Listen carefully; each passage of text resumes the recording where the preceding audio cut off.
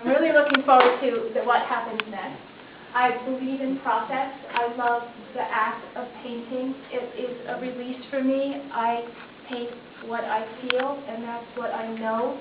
And not every painting is successful, and not every painting captures what I am trying to capture. But the successful ones tend to reach people in a similar manner to the way in which I hope that I'm trying to express. So those I consider extremely successful.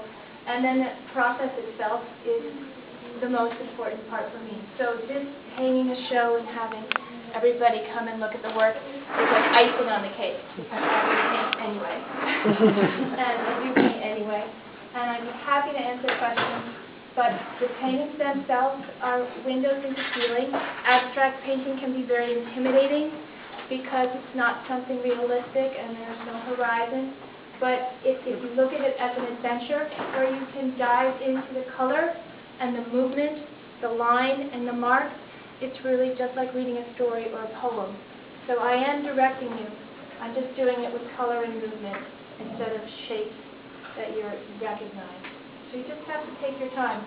And my paintings don't look like anyone else's paintings, which is a good thing at this point in my life. I have painted like almost every artist that I like, and that's a great thing to achieve, but it's not something that you need to stick with. So this is a fairly comprehensive group of paintings, and I'd be happy to answer questions. And I hope to keep painting until I can't paint anymore. And that's we can walk all the way. It's a really long corridor. So we can run to the end and then run back. This is what we were doing to hang the show. But if you walk this way, you'll see this group here hangs together. It's a triptych, and they're meant to be together. I named them all, and then Elizabeth was very kind to make name tags for me for each painting, and I realized I couldn't remember which name went with what painting. So I usually don't name them, but I actually figured it out. But the names do give clues to sort of the intent. So you can look at that as like a little cheat sheet. Sperm. Anyone who is over 14 said sperm. Everybody else is like, huh?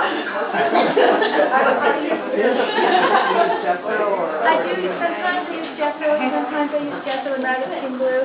Sometimes I just use rabbit skin glue. Rabbit skin glue. Actually, rabbit skin, and you heat it on the stove, and it becomes like shellac or a varnish, and you do many layers. It gets a nice slick, fat.